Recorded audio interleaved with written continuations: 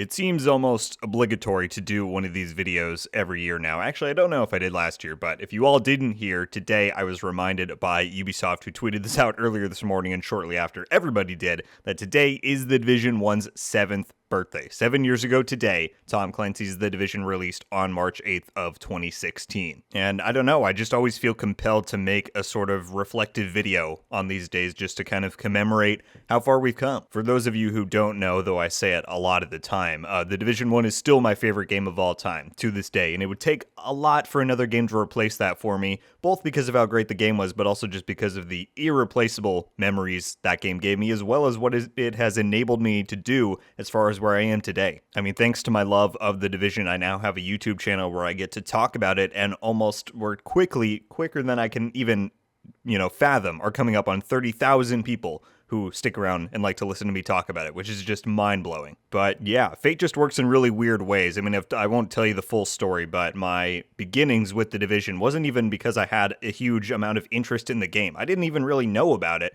close to when it was coming out at the start of 2016. I hadn't been following along since that E3 presentation years ago. I didn't even know about it. It wasn't until a friend gave me a recommendation, and I think it was mainly just out of boredom of games at the time. I mean, I was playing Destiny at the time, and The Taken King was a few months old. I think they were getting to the point where there was a bit less content coming out. And so my friend said, hey, check out The Division. And I was like, all right. And so I pre-ordered the physical copy, because yes, physical copies were still a thing back then.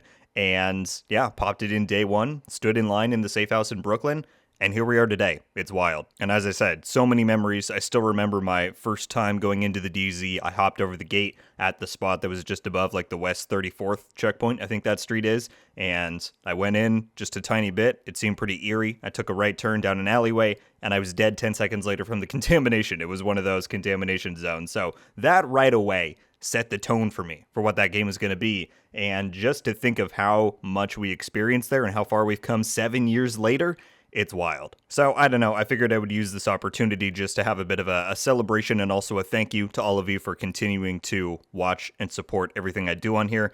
There's really so much to look forward to, and I know there's a lot of skepticism that goes around all the time about the future of The Division. People want more consistency behind what The Division 2 is putting out these days. They want more information on The Division Heartland. All of that stuff is certainly warranted. But, and I've said this before, in 7 more years' time, I don't think we're going to look back on whatever maybe lower, slower periods of The Division we've had and think about the wait that we endured. Rather, we're going to think about the fun and the awesome moments we had when those things were finally delivered. So hopefully there's some awesome stuff in the works. I have it on pretty good authority that there is, whether it's the continued plans for The Division 2, which has really taken on a new life in terms of the types of things they're trying to strive for and achieve compared to what we saw in comparison during the first year of post-launch content. And then additionally, as you all know, how excited I am for The Division Heartland. I know people are skeptical about that game, and rightfully so. You should hold reservations until there's some more official information out there. But I think more than anything, and I've kind of been reminded of this now that we are on The Division's 7th birthday,